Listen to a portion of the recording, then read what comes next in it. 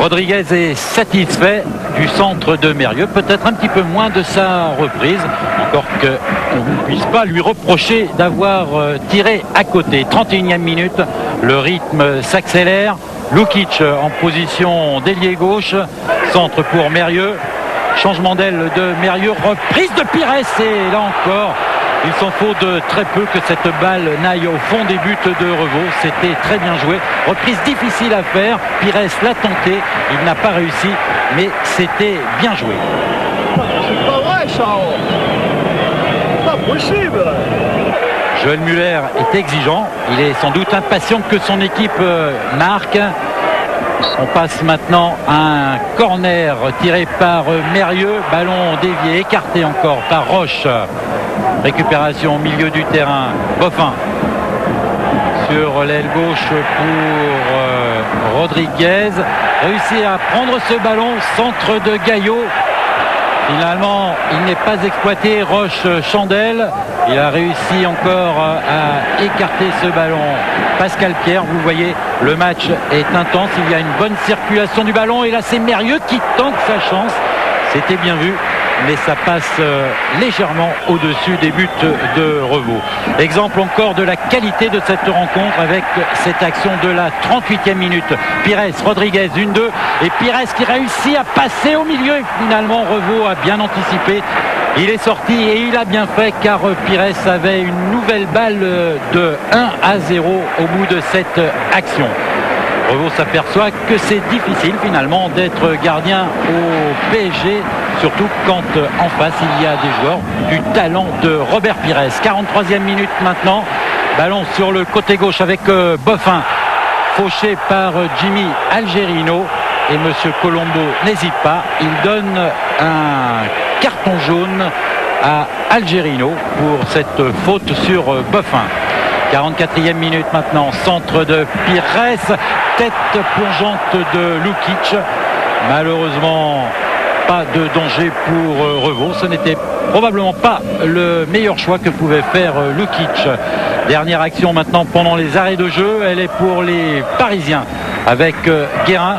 Bonne balle, ballon dans les pieds de Gava qui tire à côté. Il y avait une petite poussette que réclamaient les joueurs de Metz, mais monsieur Colombo, donc sous l'œil d'Aimé Jacquet, siffle la mi-temps sur le score de 0-0. C'est pas cher payé, puisque vraiment ces 45 premières minutes ont été exceptionnelles. Retour sur la pelouse de Saint-Symphorien pour une deuxième mi-temps qu'on espère aussi bonne que la première.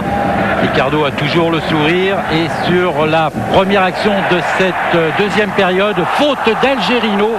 Il en avait fait une 2 minutes avant la pause, il en fait une deuxième 2 minutes après. Résultat, deuxième carton jaune et carton rouge, c'est-à-dire que le Paris Saint-Germain va devoir jouer les 43 dernières minutes de cette rencontre à 10. Face à une équipe comme Metz, c'est difficile. On prime un coup franc pour Metz. Il est tiré par Rodriguez, bien tiré à côté des buts de Revaux. Rodriguez se tient la tête, il s'en veut un petit peu. Lui, le meilleur buteur du championnat. 3 buts après 4 rencontres. Et là, il s'en est fallu de très peu qu'il ne marque le 4e. 50e minute, rentrée en jeu de Laurent Fournier à la place de Guérin. Laurent Fournier, c'est par lui qu'est venue la fameuse affaire. Action là, un centre de Boffin, ballon écarté. Récupération de Song à 35 mètres. Et Song n'hésite pas, il place un bon tir, mais un petit peu au-dessus quand même des buts du gardien parisien. 57e minute, le PSG ne se laisse pas démonter. Même à 10, ils pensent qu'ils ont quelque chose à tirer de cette rencontre. Ballon récupéré par Gava. Il cherche du soutien, il ne trouve pas vraiment. Alors il pique au centre, il tire, et là encore légèrement au-dessus des buts, cette fois de Metz. 63e minute maintenant, ballon dans les pieds du PSG avec Maurice, très replié. Mauvaise balle, il la donne à son copain d'équipe de France, Robert Pires, mais elle est exploitée par Blanchard qui réussit une belle percée. Il est accroché par Le Guen et l'arbitre monsieur Colombo n'hésite pas, il siffle un penalty. Vous le voyez, Revaux et tous les joueurs parisiens ne sont pas du tout d'accord avec la décision que vient de prendre l'arbitre. Maintenant, c'est vrai que Blanchard tombe, que Le Guen a mis le pied en opposition, mais que le pénalty est sévère, c'est ce que semble se dire Paul Le Guen. Robert Pires tire ce pénalty, il prend Revaux à contre-pied et ouverture du score. 1-0 donc après exactement 63 minutes de jeu. Et c'est le deuxième but marqué par Robert Pires. Il avait réussi le premier la semaine dernière à Châteauroux. Robert Pires qui a réussi un match exceptionnel et qui là n'a peut-être pas fait le geste technique extraordinaire, mais il a réussi donc à marquer ce fameux penalty qui permet donc aux Messins de mener 1-0. 70e minute maintenant. Les joueurs de Joël Muller courent après un deuxième but. Ils sentent que c'est possible. Ça attend sa chance. Et Revaux est obligé de se coucher pour mettre ce ballon en corner. Ça, c'est ce jeune joueur qui a fêté ses 19 ans le jour du match contre Bordeaux et qui avait marqué le 4e but de la victoire messine. 76e minute maintenant. Boffin bien sorti. Nouvelle tentative de Rodriguez contrée par la défense parisienne. Récupération Mérieux. L'action est longue, mais vous le voyez, les Messins ont une remarquable maîtrise de ce ballon. Castendutch, le doyen pratiquement de la première division, il fête aujourd'hui son 458e match en première division. Personne n'en a davantage que lui en ce moment. Blanchard sur l'aile gauche pour Boffin, démarqué. Il a tout le temps de centrer pour Pires. Contrôle, reprise et deuxième but pour Metz.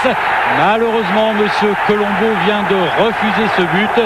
Et c'est pas complètement injustifié. Vous le voyez sur ce ralenti. Le centre de Boffin est impeccable. En revanche, il y a une petite obstruction là de Lukic, ce qui permet à Robert Pires de marquer ce deuxième but, mais il est refusé. 77e minute maintenant. Coup franc pour Paris. Ngoti pour Le Guen. Bonne frappe du pied gauche. Elle est contrée par Mérieux. Le Guen met cette balle derrière. Récupération avec Pires. Il a vu Boffin bien démarqué, bien engagé. Boffin qui se présente seul face à Revaux.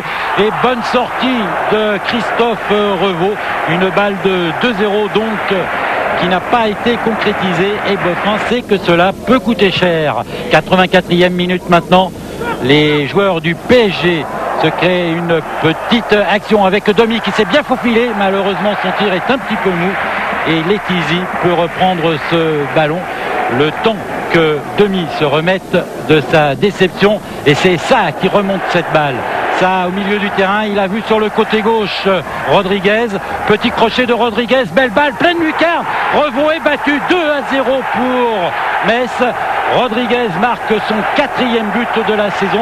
Il en avait réussi 2 contre Bordeaux. Il en a marqué 1 contre Châteauroux la semaine dernière. Et il vient là de marquer un 4e but superbe.